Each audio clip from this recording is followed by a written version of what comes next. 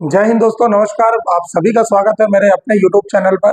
दोस्तों, मैं synchronous machine के आपको 50 क्वेश्चन कराने वाला हूं, जिसमें सारे के सारे नए नए कंसेप्ट पे बेस्ड होंगे और ये आपको आरआरबी जेई एमपी का जो आईटीआई टीओ का है उसमें हेल्प करेगा। साथ में एसएससी जेई का भी टारगेट कर रहे हैं और कुछ एएलपी सीबीटी 2 में भी ये काम आएंगे। ठीक है ना? तो ध्यान से देखिएगा, अच्छे से पूरे वीडियो को बहुत अच्छे से समझिएगा कि कैसे बनाना है। इसमें थ्योरी और न्यूमेरिकल दोनों होने वाले हैं। ठीक है, इसी देरी के वीडियो को स्टार्ट करते हैं। देखिए, लिखा है ये वाला, ये जो पहला क्वेश्चन का है, इसका मैंने शॉर्ट्स भी अभी अपलोड किया हुआ है।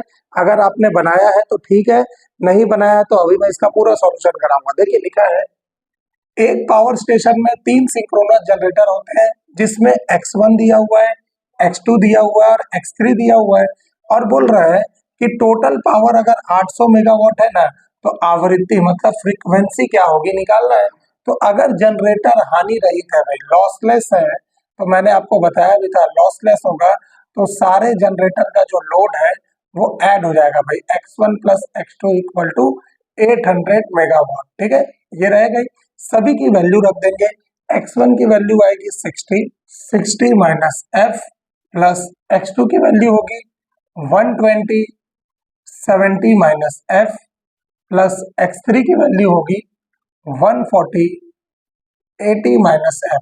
इसको मैंने शॉर्ट्स में भी अपलोड किया हुआ है, अगर आपने नहीं देखा है तो देखिएगा। टेबल पूरा याद रखना है बेटा, पूरा 1 से लेकर 20 तक का अच्छे से याद कर लीजिएगा, ये सब जल्दी बनेगा। ठीक है ना? ये कितना हो जाएगा अगर मैं ये सबको ऐड करते हैं तो 3 2 0 0 है ना, ये माइनस ये 800 इधर हो जाएगा। ठीक है, इक्वल टू ये कितना है माइनस 60 माइनस 120 माइनस 180 और माइनस 180 एंड माइनस 140 मिला के कितना हो जाएगा 320। क्योंकि ये माइनस में है, उस साइड जाके क्या हो जाएगा प्लस में हो जाएगा। क्लियर है? तो 0 0 0 जो कटता है काट दिए। ठीक है, 2320 माइनस 80 करूंगा तो कितना आएगा 2240, यही आएगा 2240 इक्वल टू 32f। तो f इक्वल टू कितना हो जाएगा 2240 डिवाइडेड बाई 32। इसको आप काटिए, 7 दूनी 14, 1 7 21 और 1 22। तो ये 70 बार में पूरा क्या हो जाएगा कट जाएगा, तो आपका फ्रीक्वेंसी आएगा 70 हर्ट्ज। ठीक है, तो ऑप्शन नंबर 1 ये एमपी आईटीआई के टीओ में ना 2024 में आया हुआ क्वेश्चन है। आप इसको बनाइए, अच्छे से दोबारा बनाइएगा। ठीक है, चलिए दूसरा क्वेश्चन बोल रहा है एक अल्टरनेटर का कॉइल स्पान फैक्टर इकाई है, मतलब यूनिटी है, इसका शॉर्ट पिच कोण कितना होगा। बहुत इंपॉर्टेंट है। आप जो भी बच्चे सोच रहे होंगे कि अरे तो जेई का क्वेश्चन है, टीओ में तो नहीं पूछ सकता, तो बेटा वो बहुत मासूम बच्चे हैं।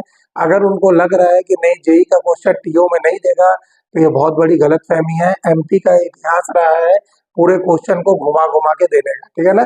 ध्यान से देखिएगा, आपको बोल रहा है कॉइल स्पान फैक्टर, तो कॉइल स्पान फैक्टर और कुछ नहीं होता भाई, केपी होता है। KP equal to cos alpha by 2, ये फॉर्मूला होता है।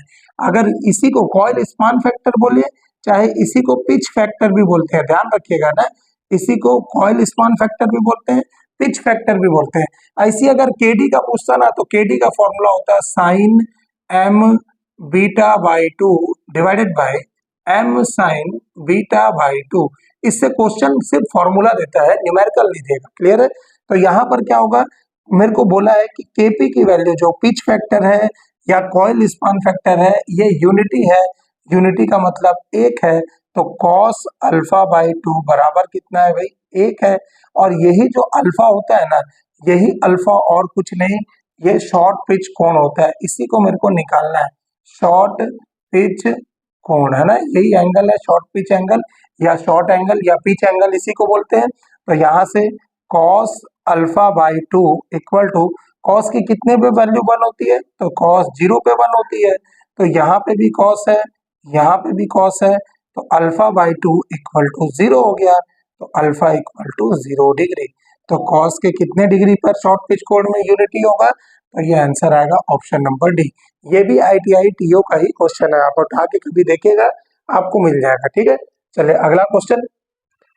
एक 500 megawatt 13.8 KV star connected alternator 3 phase alternator 0.8 power factor में कितना धारा प्रदान करेगा।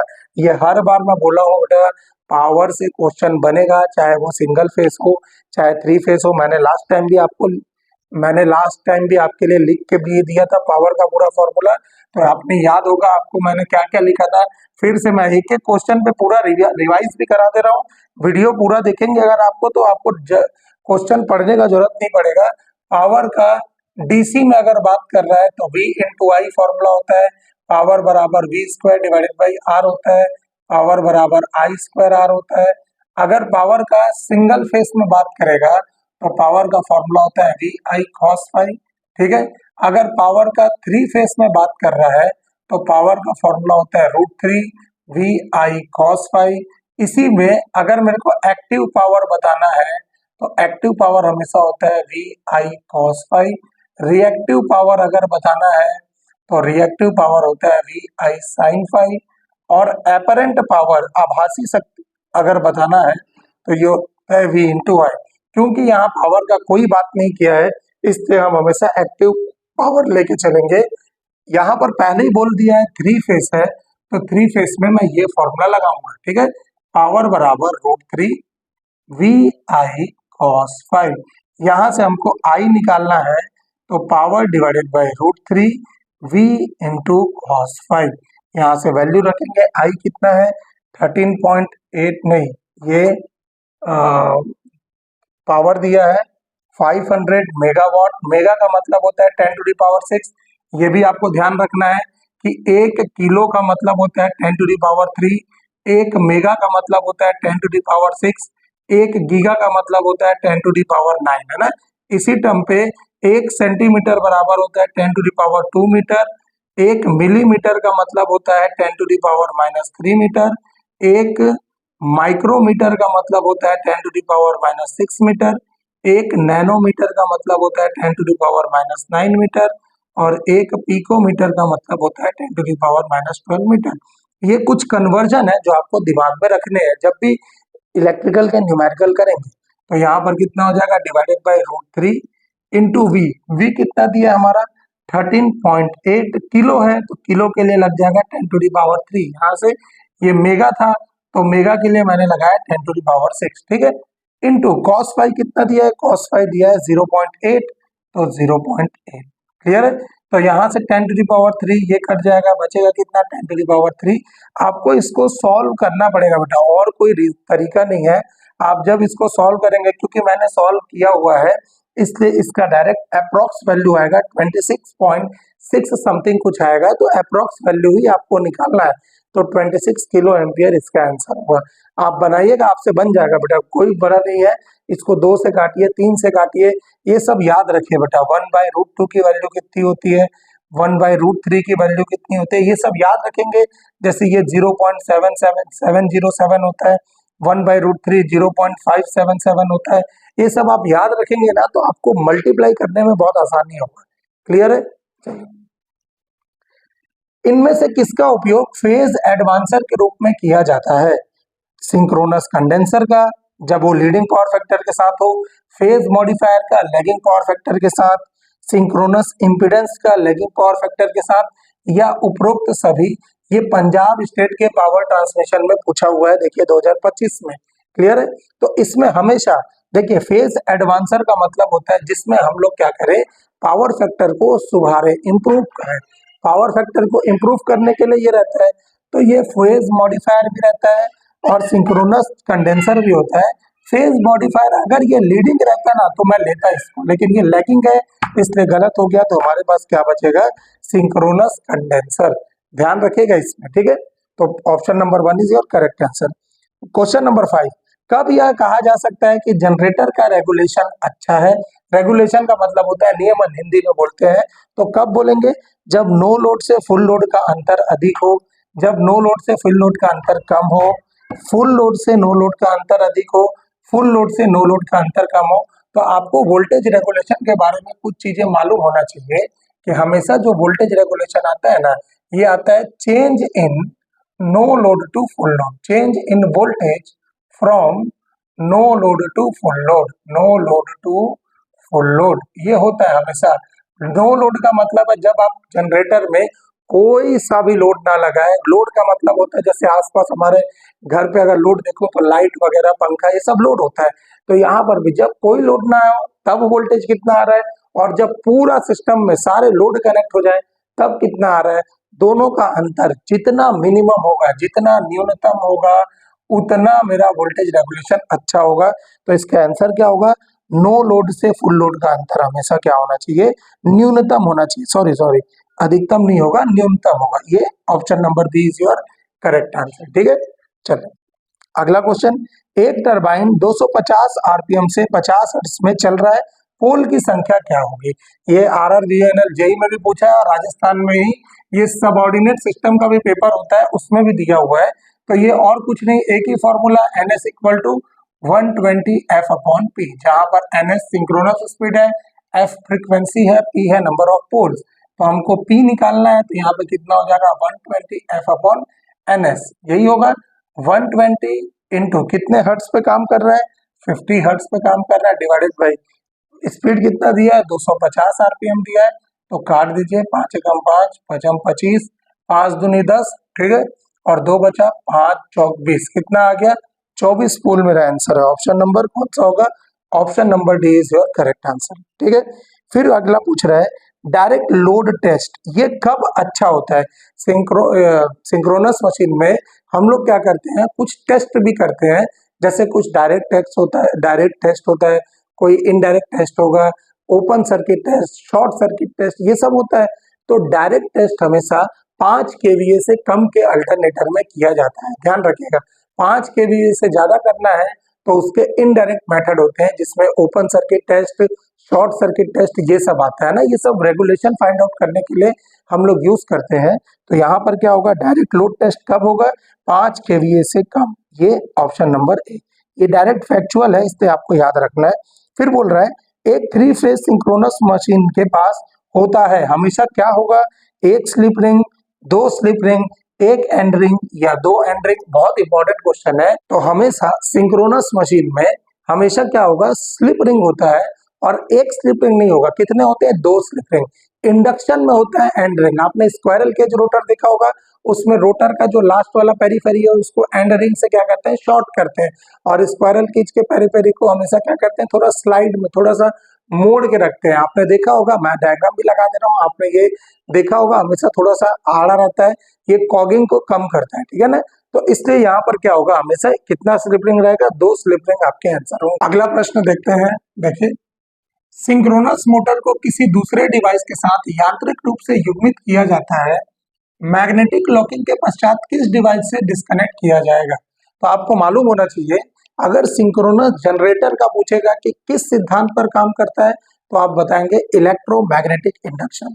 लेकिन अगर आप सिंक्रोनस मोटर के बारे में बात करेंगे तो सिंक्रोनस मोटर हमेशा मैग्नेटिक लॉकिंग के सिद्धांत पर काम करता है। मैग्नेटिक लॉकिंग का मतलब होता है ये ऐसे 2 मैग्नेट ऐसे आपस में सटाक से चिपकने की जो प्रक्रिया होती है, यही मैग्नेटिक लॉकिंग होता है।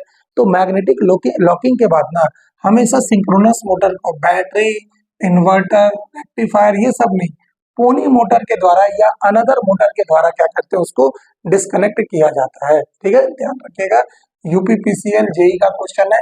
ये जो मैं आपको क्वेश्चन करवा रहा हूँ ना, ये ना सिर्फ एमपी आईटीआई के टीओ में काम आएगा, आरआरबी जेई के, आरआरबी एएलपी का जो पेपर होगा, इवन एसएससी जेई का भी क्वेश्चन इसमें आपके लिए शामिल हो जाएगा। साथ में आपको स्टेट के भी जो जेई लेवल के क्वेश्चन मिलेंगे, सबका मैं यहाँ पर एनालिसिस करवा रहा हूँ। ठीक है, तो वीडियो से बने रहिएगा। अगला लिखा है सिंक्रोनस मशीन के स्टेटर कोर को डैश लेमिनेशन के द्वारा बनाया जाता है। तो आपका ऑप्शन है stainless steel, silicon steel, cast iron, cast steel. SSC JE का क्वेश्चन है ये। तो हमेशा आपको मालूम होना चाहिए कि लेमिनेशन कोर को किया जाता है, और कोर का जब लेमिनेशन करते हैं क्यों करेंगे, एडी करंट लॉस को कम करने के लिए। तो हमेशा किसका यूज करते हैं, सिलिकॉन स्टील का यूज करते हैं। ठीक है, लिख रहा है किसी अल्टरनेटर में पिच फैक्टर का रूप कौन सा होगा। देखिए पंजाब के पावर ट्रांसमिशन में पूछा हुआ है। अभी मैंने बताया था आपको कि पिच फैक्टर होता है केपी बराबर कॉस अल्फा बाई 2। अगर केडी पूछे रहता तो हम बनाते, तो यहाँ पर क्या हो जाता है, option number D cos alpha by 2, जहां ये जो अल्फा होता है ये होता है शॉर्ट पिच एंगल। क्लियर है, या इसको स्लॉट एंगल भी बोलते हैं। क्लियर है, चलो। एक सिंक्रोनस मोटर में मिनिमम आर्मेचर धारा दर्शाती है।